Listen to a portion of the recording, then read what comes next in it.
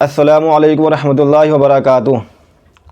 कल ईद का दिन है और ईद की नमाज़ हम लोग कल पढ़ने जाएंगे ईदगाह में या किसी मैदान वगैरह में, क्योंकि ईद की नमाज़ खुले मैदान में या ईदगाह में पढ़ना सुन्नत है और ईद की नमाज़ वाजिब है और ईद उल फितर की नमाज़ 2 रकात होती हैं।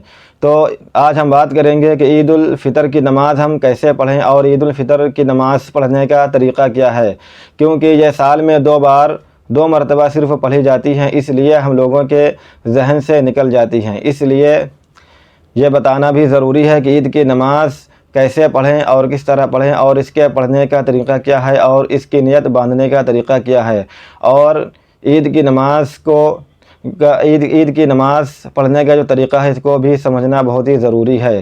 क्योंकि अक्सर होता है कि जब हम नमाज़ पढ़ने के लिए खड़े होते हैं तो हम अपने पड़ोस वाले को फॉलो करते हैं या अपने सामने वाले को फॉलो करते हैं और देखते हैं, और वो अपने सामने वाले को देखता है। इसी तरीके से एक दूसरे को हम लोग देख देख कर फॉलो करते हैं। तो अगर हम नमाज का तरीक़ा सीख लेंगे, समझ लेंगे, तो हमें एक दूसरे को देखना नहीं पड़ेगा और हम अच्छी तरीके से अल्लाह ताला के हुज़ूर खुशू और खुदू के साथ ईद उल फितर की 2 रकात नमाज अदा कर सकते हैं।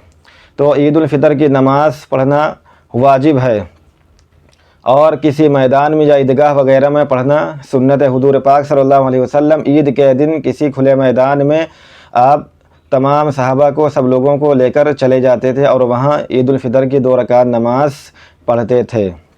तो ये सुन्नत है पढ़ना। तो आज हम बात करेंगे कि ईद की नमाज़ किस तरह पढ़ें और उसका तरीक़ा क्या है। सबसे पहले हम आप लोगों को एडवांस में ईद की मुबारकबाद देता हूँ। आप लोगों को ईद मुबारक हो बहुत बहुत हमारी तरफ से। तो आज हम जानेंगे कि ईद की नमाज़ पढ़ने का तरीक़ा क्या है।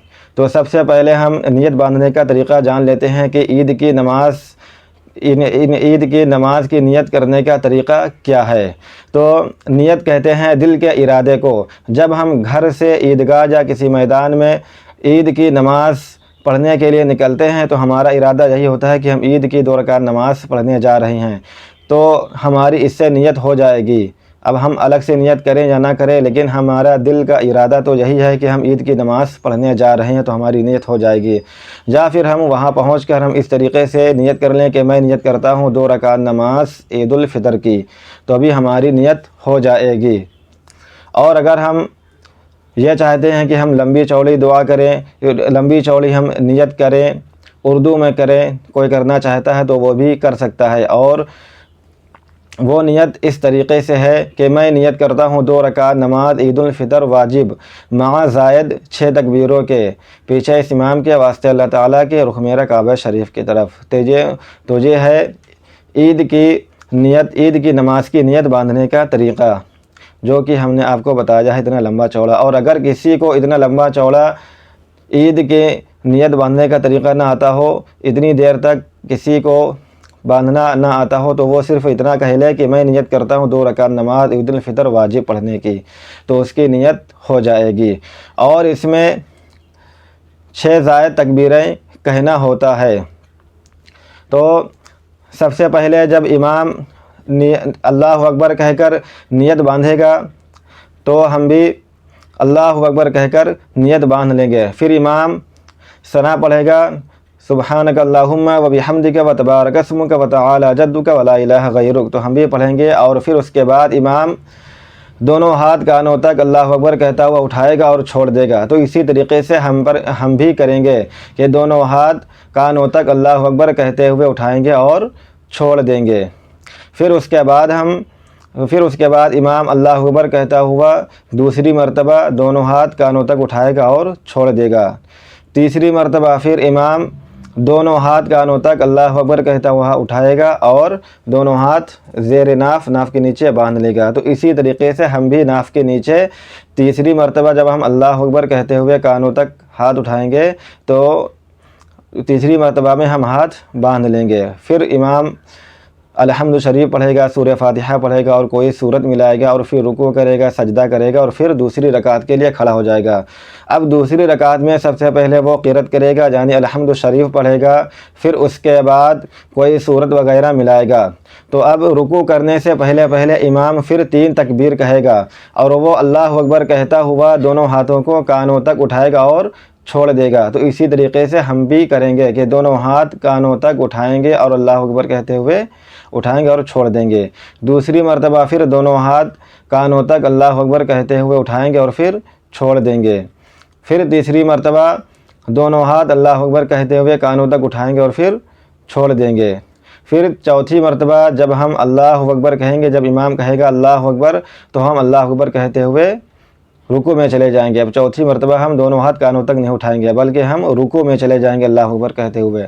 پھر اس کے بعد پوری نماز جیسے ہم ساری نمازیں پڑھتے ہیں، اس نماز کو بھی ہم پوری کریں گے، یعنی رکوع کریں گے، سجدہ کریں گے اور اتحیات پڑھیں گے، درود شریف پڑھیں گے اور دعا وغیرہ پڑھ کے سلام پھیریں گے۔ تو یہ ہے نماز پڑھنے کا طریقہ، عید کی نماز پڑھنے کا طریقہ۔ تو اس میں سب سے خاص بات یہ ہے کہ اس میں زائد 6 تکبیریں کہی جاتی ہیں۔ پہلی رکعت میں 3 تکبیریں اور دوسری رکعت میں 3 تکبیریں۔ پہلی رکعت میں ثنا کے بعد 3 تکبیریں کہی جاتی ہیں اور دوسری رکعت میں رکوع سے پہلے 3 تکبیریں کہی جاتی ہیں۔ اور دوسری بات یہ ہے کہ جب پہلی رکعت میں 3 تکبیریں کہی جاتی ہیں ثنا کے بعد، تو ہم تیسری مرتبہ جب اللہ اکبر کہتے ہوئے ہاتھ اٹھاتے ہیں تو ہم تیسری مرتبہ اللہ اکبر کہتے ہوئے ہاتھ اٹھاتے ہیں تو ہم تیسری مرتبہ میں ہاتھ اپنے ناف کے نیچے باندھ لیتے ہیں۔ چوتھی مرتبہ اس میں ہم تکبیر نہیں کہتے ہیں الگ سے، بلکہ جب ہم ہاتھ اٹھاتے ہیں تیسری مرتبہ میں اللہ اکبر کہتے ہوئے تو ہم ہاتھ پھر باندھ لیتے ہیں تیسری مرتبہ میں۔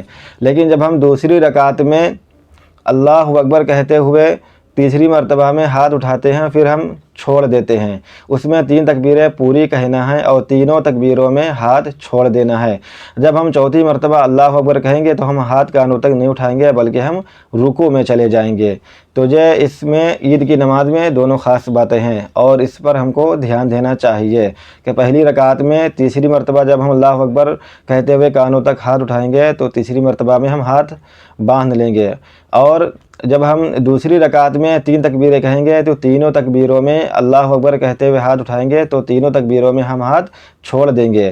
جب چوتھی مرتبہ ہم اللہ اکبر کہیں گے تو ہم کانوں تک ہاتھ نہیں اٹھائیں گے بلکہ ہم وہ رکوع والی تکبیر ہوگی۔ رکوع میں جانے کے لیے ہم تکبیر کہیں گے اللہ اکبر چوتھی مرتبہ، تو ہم چوتھی مرتبہ جب اللہ اکبر کہیں گے تو اللہ اکبر کہتے ہوئے ہم رکوع میں چلے جائیں گے۔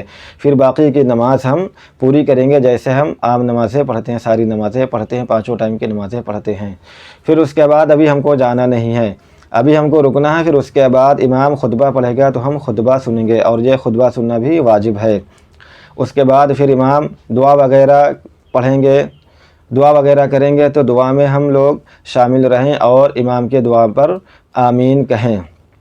پھر اس کے بعد جب دعا ہو جائے پھر ہم اپنے گھر کو واپس چلے آئیں۔ تو یہ ہے نماز کی نیت باندھنے کا طریقہ اور نماز پڑھنے کا مکمل طریقہ۔ اسی طریقے سے ہم عید اور بقرعید کی نماز پڑھتے ہیں۔ تو یہی ہے عید کی نماز پڑھنے کا مکمل طریقہ جو ہم نے آپ کو بتایا ہے۔ امید ہے کہ یہ طریقہ آپ کو سمجھ میں آ گیا ہوگا۔ ویڈیو اگر اچھی لگے تو ویڈیو کو لائک کریں اور کمنٹ کریں اور شیئر کریں۔ ملتے ہیں پھر انشاءاللہ اگلی ویڈیو میں، تب تک کے لیے اللہ حافظ۔